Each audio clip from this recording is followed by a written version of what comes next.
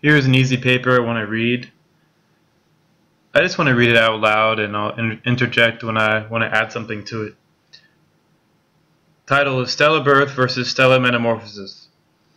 The abstract is: the enthalpy of stars rises and falls on the whole depending on whether it is being born or undergoing metamorphosis. These differences can be generalized via basic thermodynamic phase transitions.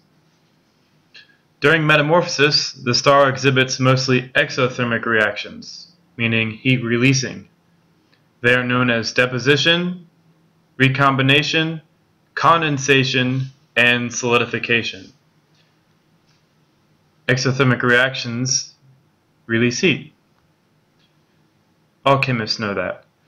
During stellar birth, the material comprising the cloud, which the star forms out of, needs to exhibit mostly endothermic reactions. Because the cloud is absorbing heat, it has to get hot.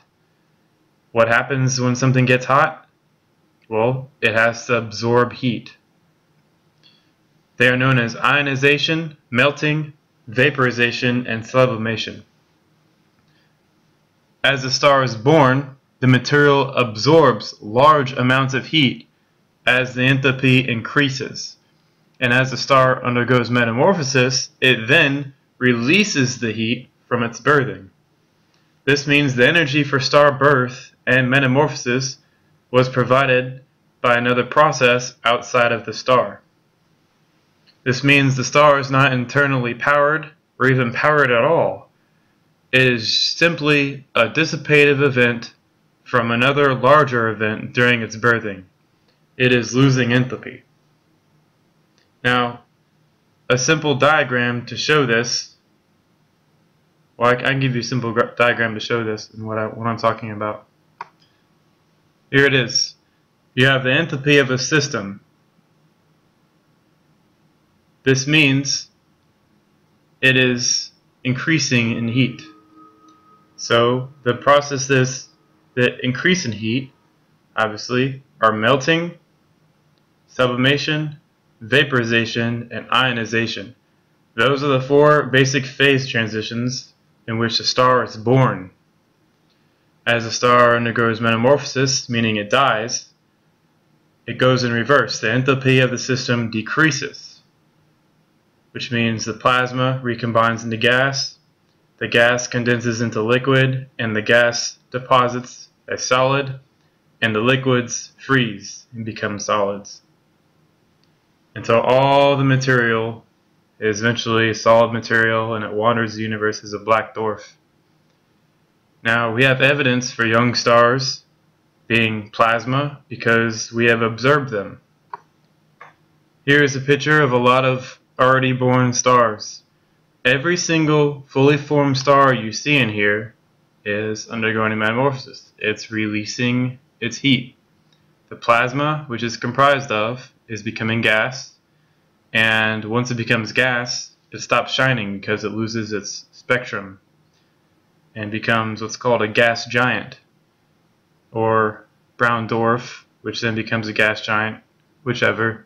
It's basically one single evolutionary path that all stars have. They cool and they die, becoming what are called planets. And the reason why I'm going over this again is because establishment science seems to have forgotten that there is another type of phase. They have gaseous phase, they have supercritical, they have liquid, they have solid, but they seem to be forgetting a phase. Here's another phase diagram. Where is that missing phase? It's plasma. They ignore plasma. Yet, we all know better.